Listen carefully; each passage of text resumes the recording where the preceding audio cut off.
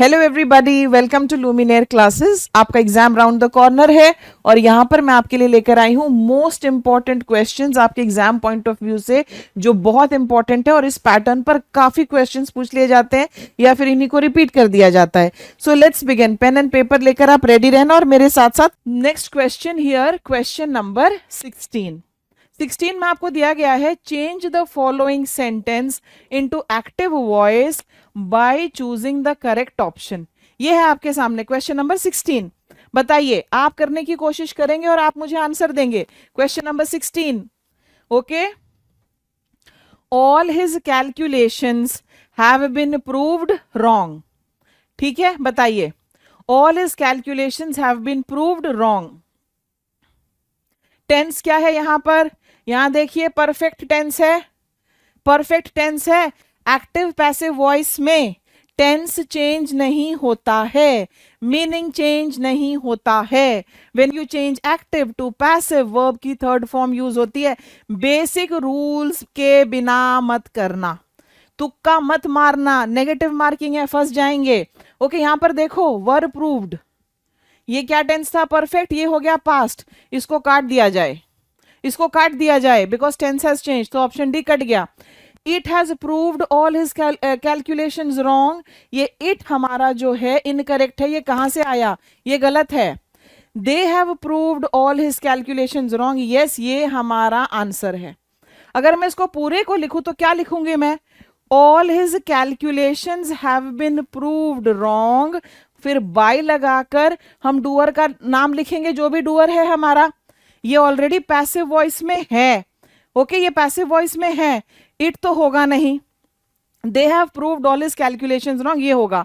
We have proved all his calculations wrong, ये भी हो सकता है, पर इन दोनों में this one is better.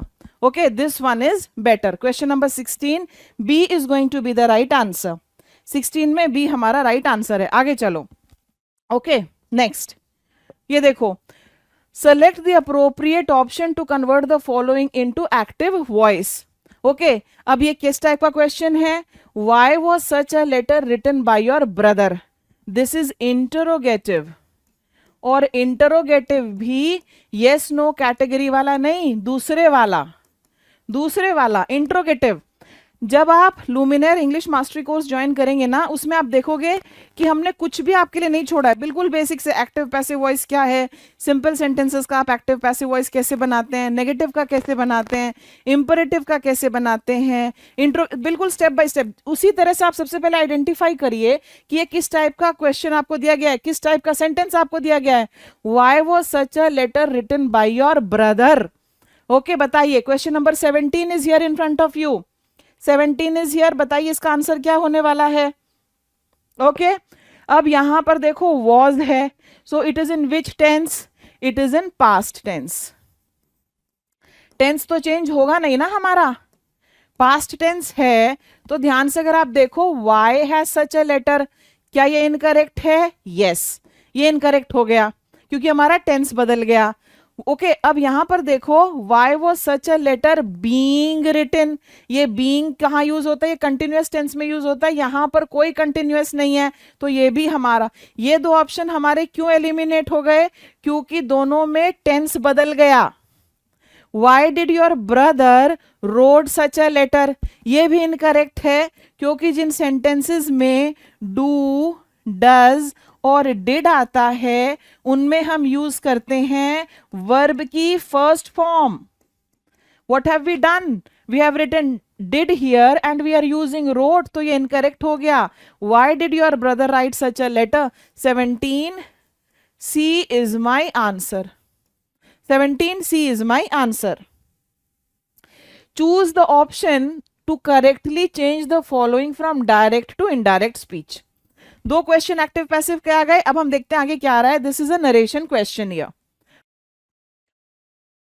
So we have here question number 18। चलिए इसको करते हैं हम, क्वेश्चन नंबर 18 को, इसको ध्यान से देखो। Okay, choose the option which correctly change the following from direct to indirect. Are you free tomorrow, she said to me. Okay, direct indirect speech में टेंस चेंज होता है, टेंस चेंज होगा। Are you free tomorrow, she said to me. She okay अब ये क्या है, are you free tomorrow, ये interrogative है। ओके और कौन सा इंटरोगेटिव है ये इंटरोगेटिव वो वाला है जिसके आंसर्स यस या नो होते हैं। तो ये उसी कैटेगरी का है।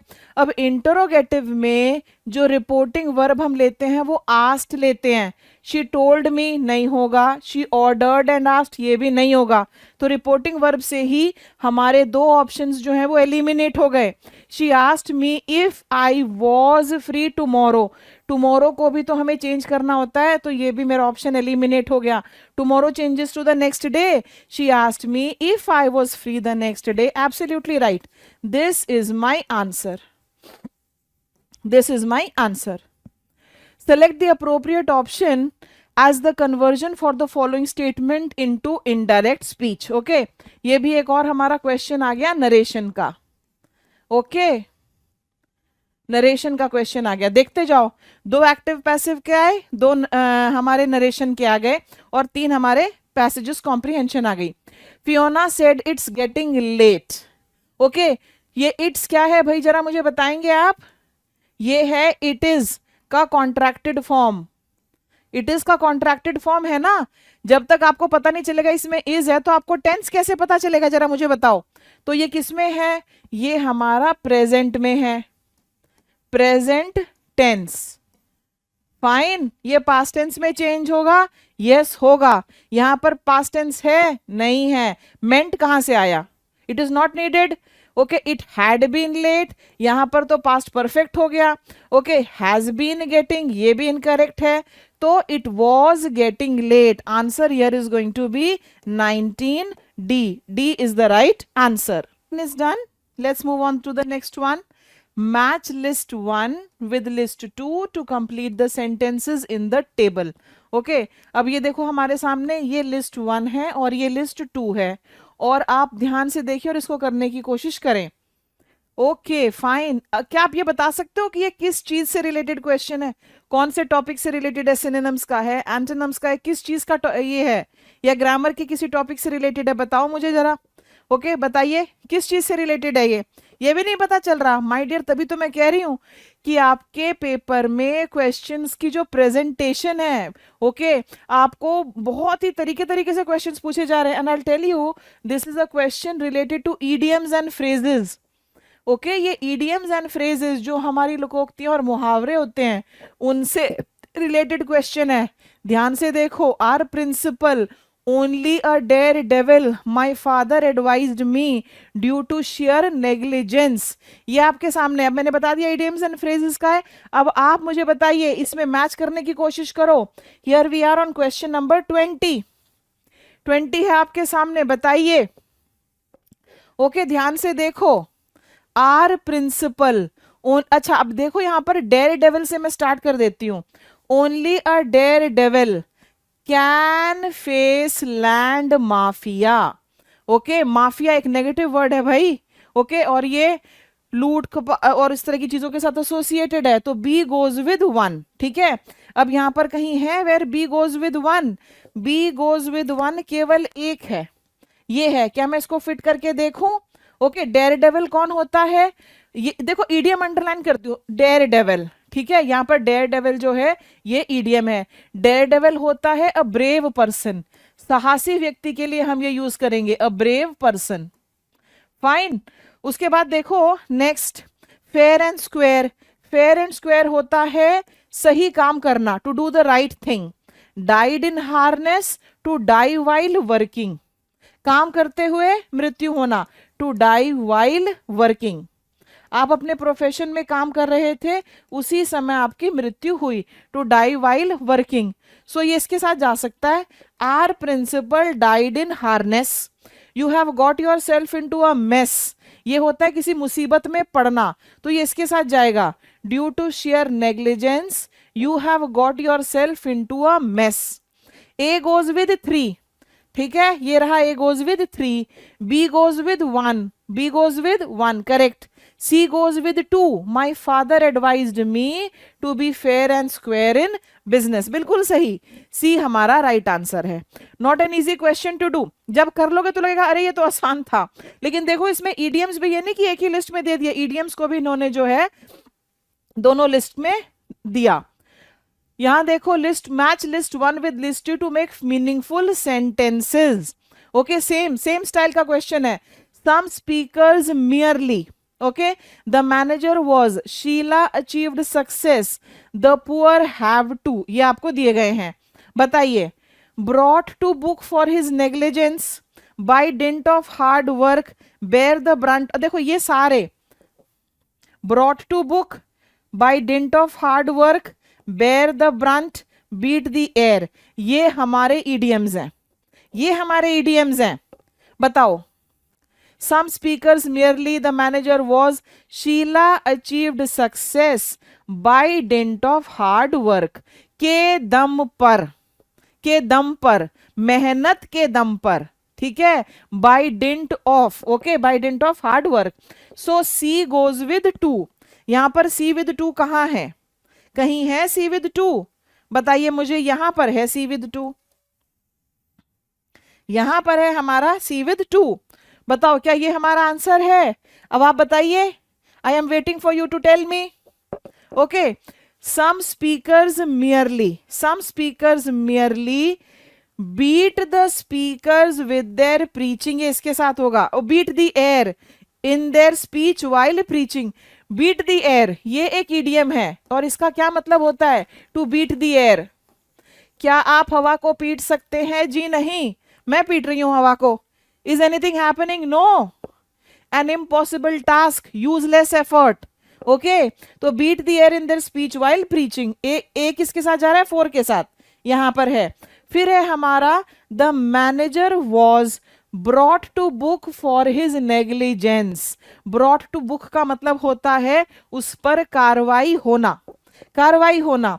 शीला, ये हो गया। The poor have to bear the brunt of inflation, यानी कि उनको इसका परिणाम भुगतना पड़ता है, इसका दुष्परिणाम भुगतना पड़ता है। D is the right answer.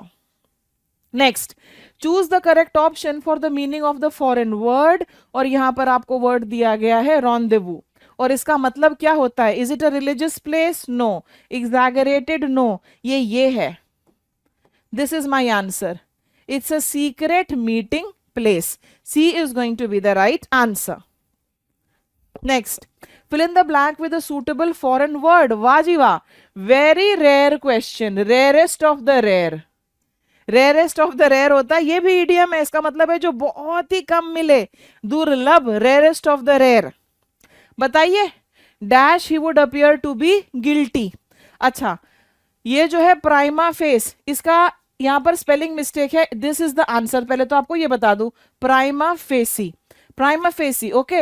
उसके बाद यहां पर प्रो बोनो है, शायद मेरी प्रोनाउंसिएशन यही, और फिर ये वाला है, ठीक है। बताओ, what is the meaning of, अच्छा ये आंसर है, मैंने आपको बता दिया, प्राइमा फेसी, ओके। ये लीगल वर्ड है, प्राइमा फेसी एविडेंस और इस तरह के, ओके, ये लीगल वर्ड है। आपको मैं बता दूं कि इसका ये एक लैटिन टर्म है, ये एक लैटिन टर्म है। आपके पेपर में लैटिन ग्रीक टर्म्स भी तो पूछी जाती हैं, ये एक लैटिन टर्म है, और इसका मतलब होता है ऑन द फर्स्ट लुक, पहली नजर में, पहली बार देखने पर, on the first glance etcetera, क्या लगा, okay. Prima facie he would appear to be guilty, ये इसका मतलब होता है, ठीक है। फिर आपके सामने है pro bono. What is pro bono? बताइए मुझे, प्रो बोनो क्या होता है? यहां पर आपको दिया गया है ना, प्रो बोनो क्या होता है? प्रो बोनो होता है for the public good, for the public good. तभी तो मैं आपसे कहती हूं ना कि आपके पास आपका स्टडी मटेरियल हो, ये एडिशनल चीजें आप लिख सकते हैं। और इसका मतलब क्या होता है? इसका मतलब होता है धीमी आवाज में, इन अ विस्पर, दबी आवाज में, in a whisper. Is it clear? चलिए आगे। ओहो, question number 24, find the correct meaning for the underlined idiom. Idiom का थर्ड क्वेश्चन आ गया, दो वो मैचिंग वाला है और ये थर्ड वाला। The proposal was rejected with one voice, ये है आपके सामने, the proposal was rejected with one voice. अब देखो क्या इंटरेस्टिंग है, एक ये ईडियम है, इसके 4 दिए गए हैं, यूनानिमसली, अनकॉन्शियसली, शाउटेड या with a noise. Okay, choose the correct answer from the options given below. You have to give the meaning of the idiom with one voice. ये है सर्वसम्मति से, सर्व सम्मति, सम्मति से, that means everybody agreed, unanimously, ये है केवल, इसमें चिल्लाने से लेना देना नहीं है। अनकॉन्शियस क्या होता है? अनकॉन्शियस होता है जब आप अपने होशो हवास में नहीं है, या फिर आप कुछ कर दें और आप जो है उसको एक तरह से आपने सोच समझकर नहीं किया या कहा। He said so unconsciously, so please forgive him. Is it clear? तो यहां पर आंसर केवल ए है, तो ए कहां पर है? D, D is my answer, D is my answer, 24 is going to be D. Next one, which among the following pair of words carry the same relationship as? Okay, ये वाला पेपर मुश्किल ना होकर भी बहुत स्कोरिंग नहीं होगा। आप कैसे करते हैं वो बिल्कुल अलग है। पहले तो आपको बताना है कि इन दोनों वर्ड्स में रिलेशनशिप क्या है, और भगवान की दया है कि इन्होंने सिंपल से वर्ड्स दिए हैं, cheerful and merry, and they are synonyms, समानार्थक हैं ये। रिवील हाइड, ये ऑपोजिट है, रिवील दिखाना, हाइड छिपाना। स्पॉन्टेनियस, जो बिना सोचे समझे तुरंत कर दिया जाए, he gave a spontaneous answer. Okay, premeditated, okay, पहले से प्लान किया हुआ। श्रूड, श्रूड होता है कनिंग, सिंपल, ये सारे तीनों ऑपोजिट हैं। डिके और डिटोरियोरेट ये सिनोनिम्स हैं, डिके होना, सड़ना, गलना, डिटोरियोरेट भी लेवल में जो है कमी आना। So 25 D is my answer, 25 this is my answer. Next, fill in the blanks with a suitable determiner. Determiner क्या होते हैं? ये डिटर्मिनर्स हैं। The class will be divided into 3 sections and dash section will contain 20 students. Okay, ये भी determiners हैं, वो सबसे फेमस डिटर्मिनर्स हैं, ये भी हैं। Each, every, both, all of the above. बताओ क्या हो सकता है यहाँ पे? The class will be divided into 3 sections and each section, या every section and both section. देखो क्लियरली यहाँ पर 3 सेक्शन है, 3 सेक्शन है ना, बोथ हम नहीं लगा सकते, एलिमिनेट करो, क्योंकि बोथ जो है it is used only in case of 2, तो ये तो हमारा एलिमिनेट हो गया। ये एलिमिनेट हो गया तो ऑल ऑफ द अबव भी एलिमिनेट हो गया। बात समझ में आई कि नहीं आई? बोथ हम कब लगाते हैं? बोथ हम तब लगाते हैं जब हम दो की बात कर रहे हो और वो चीज दोनों पर एप्लीकेबल हो, और नेगेटिव वर्ड नहीं होना चाहिए। मैं ये नहीं कहूंगी both the stories are not good, it is incorrect. मैं ये कह सकती हूं कि neither of the story, neither of the stories, दो है नेगेटिव सेंटेंस बनेगा तो आपको यूज करना है नाइदर, दो है नेगेटिव सेंटेंस नहीं बनेगा तो आप यूज करेंगे both. Both of them are my students, both grammar and vocabulary are important, both the questions are correct. बात समझ में आई? Neither of the questions, neither of the boys, negative sentences में आपको इस तरह से जाना है। अब देखो इस पे वापस आ जाओ, क्या बचा हमारे पास? ईच और एवरी। एवरी नहीं होगा यहां पर हमारा होगा each, EACH, each, that's my answer. Okay, choose the correct form of the article which needs to be inserted in the sentence given below. The sun did not rise till 6 in dash morning, 6 in a morning, 6 in an morning। Okay, अगर ए या N लगना भी है तो N तो लग नहीं सकता क्योंकि ये वावल साउंड से नहीं है, तो ये कट गया। ओके, या फिर यहां आर्टिकल लगेगा ही नहीं। बताइए मुझे, बताओ मुझे, जो ग्रामर में आपका मैंने आर्टिकल्स का टॉपिक करवाया है वहां पर मैंने स्पेसिफिकली ये बताया हुआ है कि different parts of the day उनको हम किस तरह से बोलते हैं। In the morning, in the evening, in the afternoon, in the Noon, in the day, during the day. Okay, इस तरह से बोला जाता है उनको। केवल नाइट के लिए हम यूज करते हैं at night, in the night मत बोलो। I go for a walk at night, I go for a walk in the morning, my mother prepares lunch in the afternoon। Okay, we watch some movies in the evening, तो यहां पर the लगेगा, see, this is my answer. Question number 27. Oh, question number 27, my answer will be C, in the morning.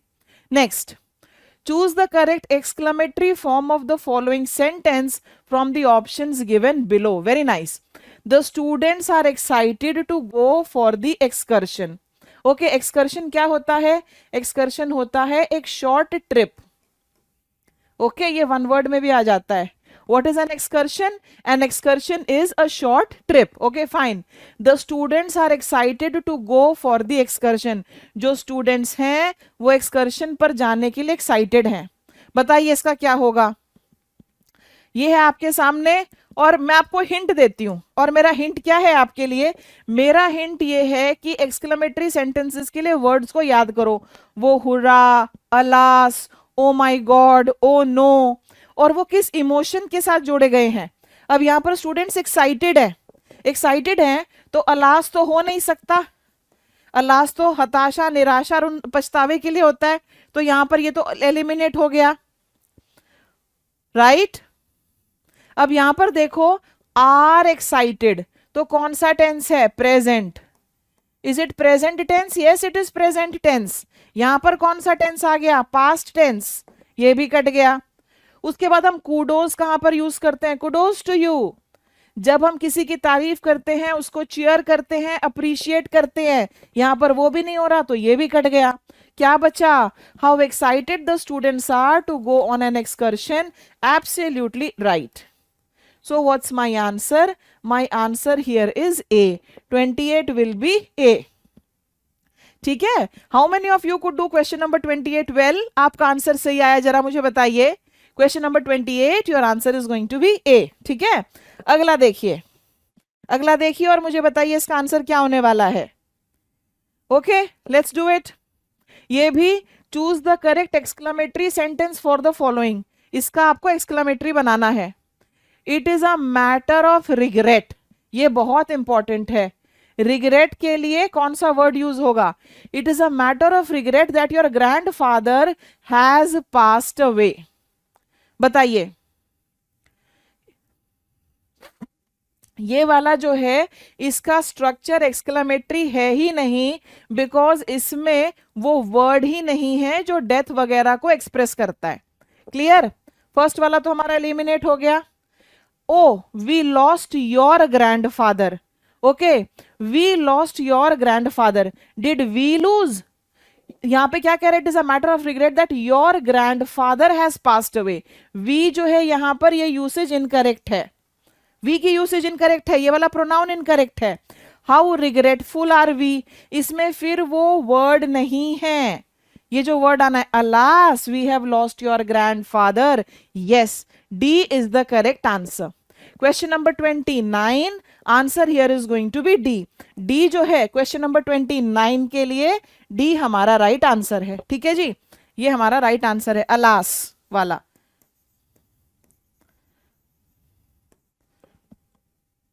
Next, use a suitable preposition in the following sentence. The exercise was written dash me dash a Parker pen. जब आपको preposition सिखाई जाती हैं, सबसे पहली चीज यही सिखाई जाती है. सबसे पहली चीज बताओ. और ये फिर भी आप गलती करते रहते हैं. बताओ. The exercise was written by me with a Parker pen. ये है इसका आंसर. ठीक है. हम बाई कब लगाते हैं? बाई के बाद डूअर काम करने वाला आएगा. The garden was cleaned by the gardener. और विद के बाद वो टूल आता है जिस चीज से आपने किया. The garden was cleaned by the gardener with a broom. किस चीज से किया? झाड़ू से किया. बात समझ में आई? So the exercise was written by me. The lecture was made by my teacher. समझ में आया? काम करने वाले से पहले आपको बाय लगाना है. So here is my answer. Answer is D. ये छोटी सी चीज जो मैंने यहां पर बताई, क्या आपको ये नोट करनी है? यस. जब आप बताना चाहते हैं कि काम किसने किया, उसके पहले आप लगाएंगे by. The toilet was cleaned by my helper with Harpic. किससे क्लीन किया? हार्पिक से क्लीन किया। ओके ये एग्जाम्पल अभी मुझे याद आ रहा था। चलिए आगे। Here after Raju is disqualified dash holding any government post. ये है आपके सामने, और आपको फिर प्रेपोजिशन लगानी है। बताइए, ये है आपके सामने, here after Raju is disqualified dash holding any post, और हमारे ऑप्शंस क्या हैं? From, with, against and by. यह आपके सामने है। बताइए question number 31। I want you to do it quickly. Okay 31 is in front of you, take your time, do it. इसके लिए हमारा होगा A, disqualified from, disqualified from, disqualified from, FROM। ठीक है, डिस्क्वालीफाई करने का मतलब होता है हम ये कह देते हैं कि ये व्यक्ति इस चीज के लिए अब योग्य नहीं है। He was disqualified from holding the government post. Question number 31। ठीक है, डिस्क्वालीफाइड फ्रॉम, क्या ये एक फ्रेजल वर्ब है? यस, ये वहां पर भी है। पूरी की पूरी मैंने सीरीज बना रखी है आपके लिए फ्रेजल वर्ब की। ठीक है, ये करेक्ट एक्सप्रेशन है, और इसका मतलब है कि a person is no longer eligible, he is not allowed to be on a particular post. Okay चलिए 31 के बाद नेक्स्ट वाले पर। Fill in the blank with a suitable option from the list below. You dash stood by your brother. You should have, may have, shall have, might have. Okay, देखो यहां पर होगा हमारा you should have stood by your brother. Okay, should have stood, ये should have हम कहां use करते हैं? पास्ट में कोई चीज होनी चाहिए थी पर हुई नहीं। पास्ट में कोई चीज होनी चाहिए थी पर हुई नहीं। You should have joined our course. अगर आप नहीं ज्वाइन करते और बाद में मुझे शिकायत करेंगे तो मैं क्या कहूंगी? यही तो कहूंगी कि आपको हमारा कोर्स ज्वाइन करना चाहिए था। You should have prepared along with us, आपको हमारे साथ तैयारी करनी चाहिए थी। बहुत बार हम क्या कहते हैं? अरे मुझे वहां चले जाना चाहिए था। I should have gone there, I should have stopped him, मुझे उसे रोकना चाहिए था। यहां पे क्या कह रहा है वो? कि आपको अपने भाई के साथ खड़ा होना चाहिए था, उसके पीछे खड़ा होना चाहिए था। किसी के पीछे खड़े होने का मतलब उसको सपोर्ट करना। So you should have stood by your brother. So what's my answer? Answer is a.